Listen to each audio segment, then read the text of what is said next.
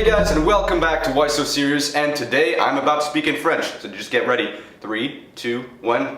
Bonjour et bienvenue à Why So Serious. Et aujourd'hui, on est au Centre culturel français, bien évidemment. Et je suis ici avec Damien Robitaille, bonjour. Et avec Claude Godbout. Bonjour. Et ce sont l'écrivain et le producteur, ainsi que l'acteur principal et le compositeur de la musique du film, du documentaire Un rêve américain. Vous voulez raconter vous-même ce que c'est, juste rapidement, pour qu'on sache de quoi on parle? Bon, brièvement, le film raconte l'odyssée des Canadiens français qui, au 19e siècle et au début du 20e siècle, ont quitté le Québec pour aller aux États-Unis. L'histoire raconte que plus nombreux sont venus en Nouvelle-Angleterre, mais ce qu'on sait moins, c'est que les gens ont voyagé dans d'autres États américains. Ils sont allés au Michigan, ils sont allés au Missouri, ils sont allés au Wyoming, au Montana. Bref, ils sont allés dans tous les États. Donc, il y a actuellement à peu près 12 millions de descendants de Canadiens français qui vivent aux États-Unis. C'est un plus grand nombre que les Canadiens français qui habitent le Canada, le Québec inclus. Alors le film, au fond, c'est un road movie. Je pars de Montréal dans mon char et je m'en vais trouver ce qui reste de ces communautés francophones, de ces descendants, alors de Nouvelle-Angleterre jusqu'à Los Angeles. Puis ce qui est le fun avec le film, c'est de l'histoire qu'on connaît pas beaucoup. En tout cas, au Canada, on nous enseigne pas nos racines aux États-Unis. Alors je trouve ça important de montrer ça autant de gens possible. Ouais. Alors j'ai vu le documentaire, j'ai trouvé ça très intéressant, mais je me demandais quand je l'ai regardé, est-ce que vous avez un rêve américain vous-même? Parce que vous êtes resté au Canada. Est-ce que j'ai un rêve américain? Ben, c'est sûr que toute ma vie, j'ai été élevé au bord pas trop loin des États-Unis, en Ontario, tu sais, puis j'ai vécu avec les deux cultures franco-anglo. Alors, je connais beaucoup la culture américaine et j'ai toujours voulu voyager aux États-Unis. Puis cette semaine, et avec le film et avec cette semaine, j'ai la chance de voyager un peu partout à travers les États-Unis. Alors pour moi, c'est comme un jour. Je réalise mon rêve américain. Alors me voici à Boston. Wow! C'est une nouvelle étape puisque c'était pas dans le documentaire. Hein. Non, exactement. C'est ça, on devrait filmer. On n'était pas très loin de Boston. On était dans l'Orchard, c'est quand même pas si loin que ça. Bon, d'accord, je vous l'accorde. C'est vraiment un sujet qui touche des personnes très précisément, les franco-québécois qui sont allés aux États-Unis. Mais est-ce que vous, en tant qu'individu, vous êtes touché par ce sujet plus que la population générale ou bien la population impliquée généralement, pour vraiment avoir envie de participer dans la production de ce film? Une des raisons pour lesquelles, excuse-moi de t'interrompre, une des raisons pour lesquelles on a fait le film, justement, c'est une histoire oubliée. C'est une grande histoire, c'est une très belle histoire, sauf qu'au Québec, les gens ne la connaissent pas. Jusqu'à 1960, les Québécois avaient encore des parents en Nouvelle-Angleterre, ils s'écrivaient, se voyaient, mais à un certain moment, ça s'est éloigné. Et aujourd'hui, on vit comme deux communautés totalement séparées. Donc c'est une histoire qui n'est pas connue chez nous, qu'on voulait faire connaître chez nous, mais en venant présenter le film ici, on vient de présenter finalement aux Franco-Américains. Donc c'est un film qui peut être un peu le miroir de ce qui leur est arrivé, puis de ce qui pourrait dans le futur se produire à leur sujet. Et pour répondre à ta question, c'est un sujet qui me touche énormément parce que d'où je viens, en Ontario, c'est une petite communauté francophone, un peu, et c'est très semblable aux communautés francophones qu'il y a ici en Nouvelle-Angleterre et un peu partout. Et quand je suis au Québec, c'est comme les francophones d'où je viens sont un peu oubliés aussi. Alors, je me sens comme... Quand je faisais le voyage, comme si c'était... Je rencontrais du monde qui était de ma race. Une connexion, tu sentais une sorte de... connexion avec... Oh oui, j'avais une connexion. Oh oui, bien sûr, j'avais la connexion. C'était OK, je voyais que j'étais pas mal américain, là, aussi. Bon, Damien est un Canadien français, c'est pas un Québécois. Donc en partant de là, et les Canadiens français, on les oublie trop, parce qu'on les oublie beaucoup trop. Ils ont eu une aventure extraordinaire, mais à cause de plein de raisons pour l'évolution de la société, on en parle moins aujourd'hui. Donc, en Damien, on a trouvé vraiment un représentant parfait pour rencontrer les autres Franco-Américains, les autres franco-communs. Alors j'ai remarqué dans votre documentaire que vous avez parvenu à trouver plein de différents robitaires aux États-Unis, ce qui est quand même très intéressant, voir qu'il y a des personnes de la famille, même dans des différents pays en Amérique. Mais est-ce qu'il y avait des Godbout?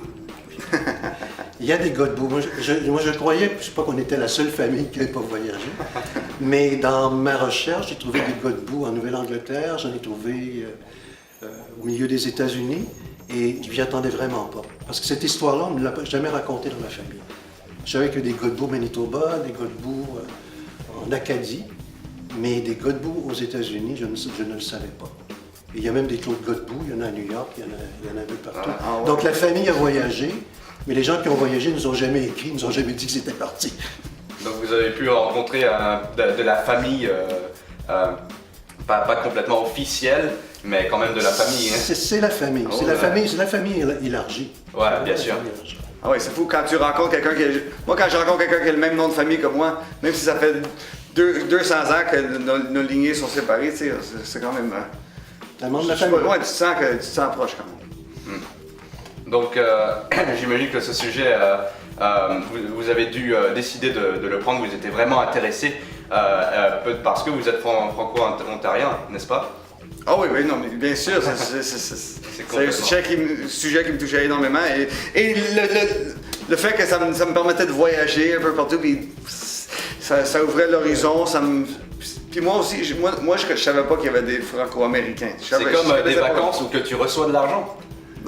C'est super. Ouais, c'est pas pour l'argent en forme d'information et de rencontres, tu sais. Non, c'est idéal, je comprends. Mais juste pour terminer, c'est pas sur son cachet, mais sur des millions. Le million qu'il a reçu pour faire le film. On aurait fait le film avec un Québécois dans la voiture et on n'aurait pas eu le même film. Il fallait absolument quelqu'un qui avait eu directement l'expérience d'être un franco en quelque part. Donc, ça n'a pas augmenté son cachet pour autant.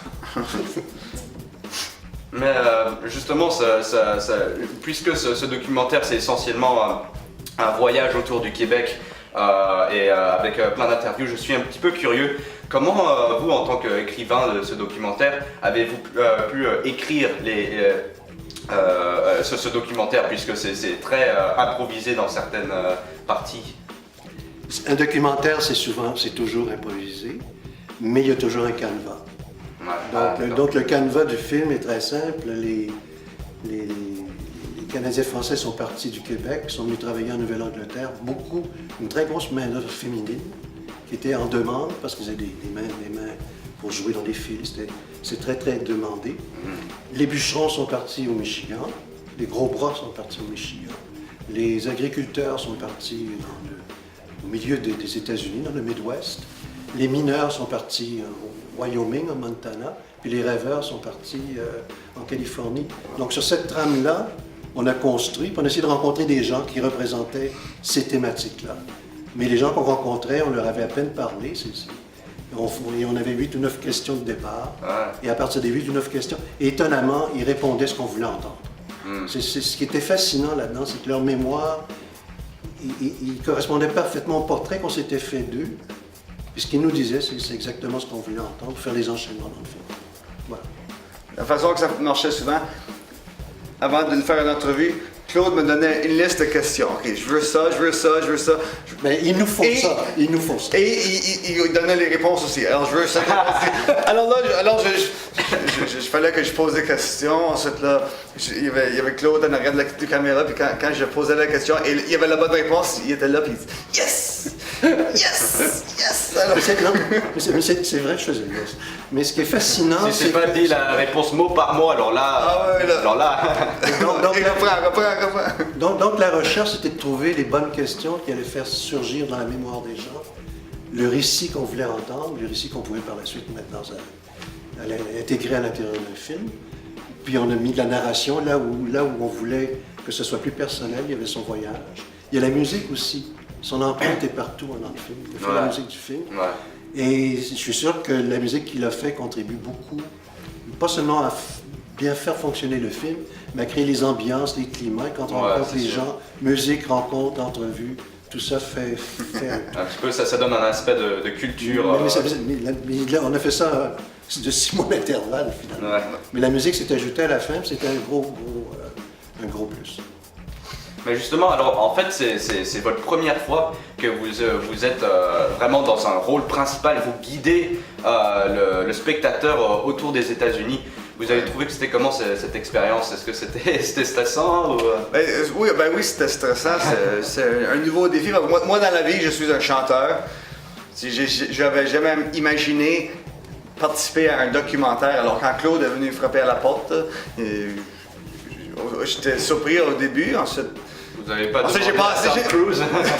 Attends. Ouais. Mais le sujet était pour toi, de toute façon. Oh non, mais je crois qu'il faut, dans la vie, il faut accepter les défis qui nous sont présentés si on veut évoluer. Alors moi, j'ai dit, OK, je vais essayer ça. Mais j'avais pas de leçon, il y avait personne j'avais pas de leçon pour faire ce job-là, il n'y avait pas d'école. Alors, l'école, c'était juste... Même ça, puis son guide, c'était le réalisateur. Ouais, c'est Bruno Bouliane, qui en quelque part était toujours avec toi. Ah oui, ça c'est génial. Et donc le film se construisait avec la vision d'un réalisateur. Ouais. Donc de l'auteur au réalisateur à l'interprète, puis ça te donne... Au montage aussi, parce que je trouve que le montage de ce film-là est particulièrement réussi. Donc il faut oublier le montage. Et justement, en parlant de montage, j'ai remarqué que dans le documentaire, là, vous allez tout autour des États-Unis et tout ce que j'ai vu, moi, c'est Robitaille en train de conduire sa petite voiture. Et je me demande, y a-t-il des voitures qui suivent là? Il doit y avoir toute une équipe là. C'était quoi l'équipe en fait? C'était une petite équipe? C'était une grande équipe? On était au maximum 4. Oui, 4. Il y avait moi, il y avait Bruno le réalisateur, il y avait François le cameraman. Puis pour 3 jours, on avait un gars de son. Puis moi, j'accompagnais l'équipe à l'occasion. Puis on avait une voiture. Puis on louait la même voiture, c'est-à-dire qu'on a fait des sauts en avion. Puis on prenait toujours le même modèle de voiture avec la même couleur. C'est ça. Donc, quelque part, ce qui fait que c'est très fluide. On a même triché à l'occasion, on ne dira pas comment. On a même filmé une voiture à un moment qui passait au loin, parce qu'on n'avait pas la bonne voiture, mais c'était la bonne voiture qui passait. Ah ouais, je savais pas ça. En fait, c'était moi qui conduisais. Parfois, non. On croit que c'est toi qui conduis, mais c'est quelqu'un d'autre. Mais c'était le bon modèle. En fait, il y avait quelque chose que vous avez oublié de filmer, c'est l'avion en train dans le ciel. Ouais. Donc on a fait en 4 voyages, le Michigan, après on a fait la Nouvelle-Angleterre, après on est allé dans l'ouest des États-Unis, incluant la Californie. Puis on est terminé par la scène de New York, avec la jeune étudiante. Donc en fait, c'était pas exactement Ça s'est tourné dans le désordre. Ouais. Et c'est assez connu que les documentaires ont beaucoup de métrages, vous voyez, de footage en anglais, filmé. Est-ce que vous vous souvenez environ combien de temps vous avez filmé? Parce que comme les documentaires, ça a beaucoup de métrages justement, et je suis un peu curieux par rapport à ça. Bon, je vais répondre, c'est peut-être du 40 ou du 50 pour 1, là, parce que maintenant la technologie permet de filmer et ça coûte rien. Mais en termes de rencontres, c'est presque du 1 pour 1. C'est-à-dire qu'on passait 3 ou 4 heures avec chaque personnage, et en 3-4 heures, on pouvait tourner beaucoup. Mais finalement, on se concentrait quand on tournait avec les entrevues. Et ce qu'on a conservé des entrevues, c'est quasiment du 1 pour 1. Mais ça veut dire combien de temps en tout? Non, on parle de quantité de pellicules. Ah. En temps, on a tourné une vingtaine de jours. On a tourné à peu près 50 paroles. Ok. Je comprends pas les lingots de... C'est-à-dire qu'on a fait un film de 90 minutes, mais on a tourné 50 fois 90 minutes. Justement pour les chansons du film, donc le but de vos chansons, c'était de capturer un petit peu l'environnement de cette région. C'est ça? Ah ouais, d'habiller le film. Tu sais, je voulais faire une musique qui me semblait plus américain, qui faisait road movie. Tu sais, alors moi, c'était plus comme quelque chose de plus folk, un peu plus folk country. Là. Donc ça, c'était surtout de la musique sans lyrique, quoi. C'était juste dans le background. Ouais, il n'y a pas de paroles. Non, ça, mais par contre, il y en avait une avec lyrique. Ah oui, c'est vrai, c'est vrai. Il y avait la chanson de Paul Bunyan. Oui, là. ça c'est vrai. Moi je me disais, là, c'est un moment dans le film, quand on rencontre Paul Bunyan, que je peux me permettre de mettre des paroles. C'est tout un personnage dans le documentaire. Ah oui, il nous suit partout, il est omniprésent, là, Ah non, puis là, j'ai du plaisir à composer ce sens-là. Alors justement, une dernière question, vous pouvez nous la chanter? Ok. Avec l'aide de Claude, tout fait les noms de gueule. Bref. Un lumberjack, qui est un bon jack. Un géant, qui est un bon jack. C'est Paul Bunyan, c'est Paul Bunyan. Le même barbeau menton, Bible le bœuf sur son compagnon, il creusait les lacs et les grands canyons. Bunyan, tout le monde aime Paul Bunyan, un lumberjack, qui est un bon jack. Paul Bunyan, c'est Paul Timber. Voilà, donc c'était l'entrevue avec Damien Robitaille et Claude Godbout. Merci beaucoup pour être allé parler pour ma chaîne. Et n'oubliez pas, si vous avez la chance, regardez Un rêve américain. Alors, où est-ce qu'on peut trouver ce documentaire? On peut le trouver en écrivant au producteur, Eureka Productions, et aussi auprès de la délégation du Québec à Boston, Laurence Gagnon, de son nom, de son joli nom. Et Laurence a des copies du film, et Laurence se fera un plaisir de communiquer avec les gens et d'organiser des visionnements. C'est ce qu'on fait d'ailleurs ici à Boston ce soir, ce qu'on fait demain au Renault, à Lewiston, ce qu'on a fait à Concorde et à Woonsocket avant-hier. Donc la délégation du Québec à Boston, c'est l'adresse pour le film. D'accord. Vous êtes disponible aussi en IMAX 3D dans tous les bons. D'accord. Moi j'ai trouvé qu'il était très intéressant. Bravo, j'ai bien aimé. Well, that's all guys. Thanks so much for watching. Don't forget, I'll see you time and see you next time.